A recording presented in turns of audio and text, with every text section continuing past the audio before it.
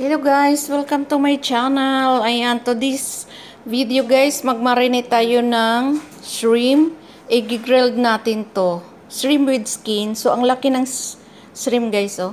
Nilagyan ko siya ng minced garlic at saka lemon, at saka chili powder, paprika, at saka black pepper, at saka oil. Oil lang.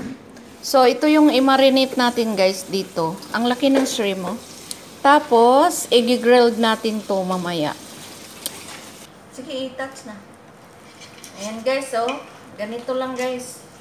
Ihalo lang natin, i-marinate natin. So, maya-maya, i-grilled natin to. So, may isa pang ingredients na hindi ko nahalo, cumin powder. Ayan, lagyan natin ng cumin powder. Optional lang guys kung gaano karami yung ilalagay nyo.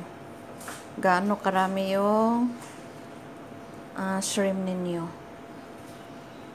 So, nakalimutan ko ang salt guys. Ayan, salt pala. Ano na kayang lasa pag walang salt?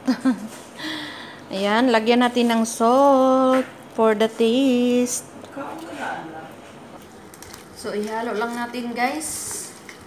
Ulit, nilagyan natin ng salt. Kasi nakalimutan ko pala ang salt. So, salt for the taste.